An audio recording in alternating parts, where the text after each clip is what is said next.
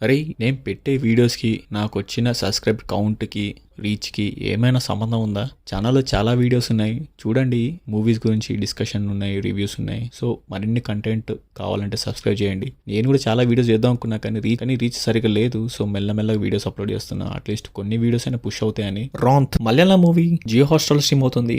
Telugu dubbing version కూడా అవైలబుల్‌గా ఉంది. కొత్త యూనిక్ కాన్సెప్ట్ అంటేనే మలయాళం మూవీస్. సో, అట్లాంటి కొత్త యూనిక్ కాన్సెప్ట్‌తోని మన ముందుకు వచ్చింది రాంత్. సో, ఓవరాల్‌గా ఎక్స్పీరియన్స్ ఎట్లుందిరా ఫస్ట్ చెప్పంటే just average one time watchable movie. ఇట్లాంటి మూవీస్ జస్ట్ ఫిలిం లవర్స్‌కి జస్ట్ ఏదైనా కొత్త కాన్సెప్ట్ చూద్దాం అనే మైండ్ సెట్ ఉన్న వాళ్ళకి నచ్చుతుంది. రిమైనింగ్ అందరూ లైట్ తీసుకోవడం బెటర్.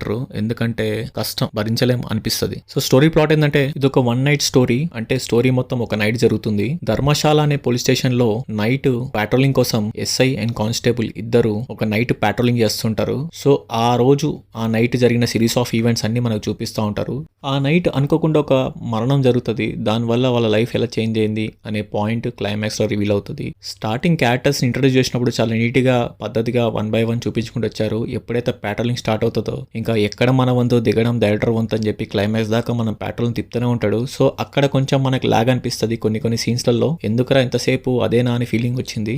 అంటే ఇది ఒక వన్ నైట్ స్టోరీలా కాకుండా ఒక 1 వీక్ స్టోరీ లాగా అనిపించింది నాకైతే. అన్ని సిరీస్ ఆఫ్ ఈవెంట్స్ జరుగుతుంటాయి. బట్ రియాలిటీగా కొంచెం దగ్గరగా ఉంది సినిమా. ఎందుకంటే నిజమైన పాట్రోలింగ్ చేస్తే అన్ని ఈవెంట్స్ జరుగుతుంటాయి. ప్లస్ అన్ని సమస్యలు ఉన్న వాళ్ళు ఏదో ఒకటి దానికి ఇమీడియట్ గా రియాక్ట్ అవుతూ ఉంటారు కాబట్టి సో కొంచెం రియాలిటీకి దగ్గరగా ఉంటుంది కాన్సెప్ట్. సో, అందుకే మనకు కొంచెం ఇంట్రెస్టింగ్ అనిపించకపోవచ్చు అక్కడక్కడ. బట్ ఓవరాల్ గా వన్ టైం వాచబుల్ మూవీ. దీంట్లో కొన్ని సీరియస్ పాయింట్స్ కూడా మెన్షన్ చేశారు.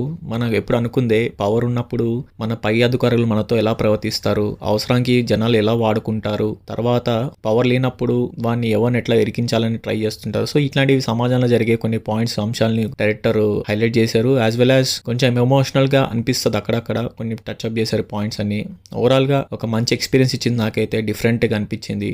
పాట్రోలింగ్ చేసినప్పుడు ఇంత రియలిస్టిక్ గా ఎప్పుడు చూడలే, ఏ సినిమాలో కూడా లేదు. చాలా రియలిస్టిక్ గా ఉంటది. నిజంగా మనం పాట్రోలింగ్ టీమ్ తోని ట్రావెల్ చేసిన ఫీలింగ్ అయితే వచ్చింది నాకు. కానీ క్లైమాక్స్ వచ్చేసరికి అన్ఫినిష్డ్ అనిపిస్తుంది మనకి. అంటే కంక్లూజన్ ఏం లేదు అనే పాయింట్ వచ్చింది. బట్ యాక్సెప్ట్ ద రియాలిటీ అనే పాయింట్ మళ్ళీ ట్రిగర్ అవుతుంది. రియాలిటీలో ఏం జరుగుతుందో అలాగే జరుగుతుంది. సో, అక్కడ హీరోయిజం అలాంటివి ఏమి ఉండవు పాయింట్స్ కాబట్టి సో అక్కడ కొంచెం మనకు అన్ఫినిష్డ్ అనిపించింది క్లైమాక్స్ లో. నాకు ఇంకొంచెం ఏదైనా ఉంటే బాగుంటుందేమో అనిపించింది. బట్ ఓవరాల్ గా ఓకే అనిపించింది. సో, రాంత్ అంటే ఏం కాదు, పాట్రోలింగ్. టెక్నికల్ ఆస్పెక్ట్స్ లో నాకు సినిమాటోగ్రఫీ చాలా నీట్ గా అనిపించింది. ఎందుకంటే ఎంటైర్ 80-90% షూట్ అంతా నైట్ లోనే ఉంటది. దట్ ఒక జీప్ లో పాట్రోలింగ్ అనే కాన్సెప్ట్ తో డిఫరెంట్ కెమెరా యాంగిల్స్ ఎంతసేపు కెమెరా కూడా చూసుకోవాలి కాబట్టి సో కొంచెం డిఫరెంట్ గా సినిమాటోగ్రఫీ చేశారనిపించింది నాకు. అంటే ఎక్కడ ఇంట్రెస్ట్ పోకుండా అట్లీస్ట్ కొంచెం ఎంగేజ్ చేశారని ఫీలింగ్ వచ్చింది. కాన్సెప్ట్స్ మాకు ఇష్టం ఉంటే ట్రై చేస్తాం అనే వాళ్ళే చూడండి. మిగతా వాళ్ళు లైట్ తీసుకోండి.